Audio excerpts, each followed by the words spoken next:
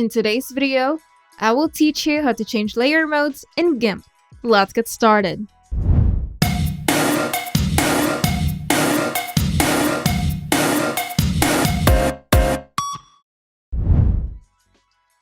Understanding layer modes in GIMP may initially seem complex, but with a straightforward approach, it becomes a valuable tool in image editing.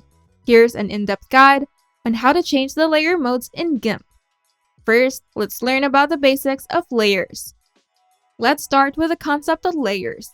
Layers in GIMP are akin to transparent plastic sheets stacked on one another, and each layer can contain different elements, and the combined view creates the final image. The second one is the layer stack. Layers are organized into a layer stack visible in the Layers panel. The order of the layers in the stack affects visibility, with top layers obscuring those beneath. A good example is watermark. Picture an illustration of layers using a copyright watermark on a photo. Layers can be moved for positioning, creating a visually merged output. And now, for the layer modes in GIMP, let's start with the default normal mode. The default mode, where layers are stacked with no alterations. Now, changing the layer mode alters how a layer interacts with those below. GIMP offers 38 layer modes, each with different effects, although some are highly technical. Here are some useful layer modes.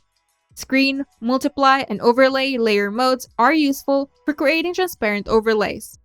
Screen is useful for brightening images, while multiply is useful for darkening images. An overlay is useful for combining layers for specific effect. I also highly suggest experimenting with color gradients and different layer modes.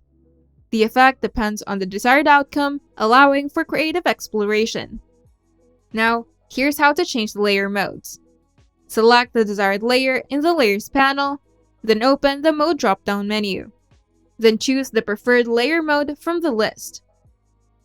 Understanding the basics of layers and layer modes in GIMP provides a foundation for creative exploration and image editing.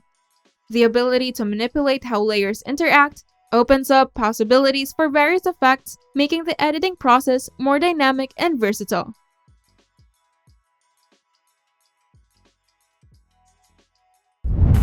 If you find this video helpful, make sure to leave a like and subscribe.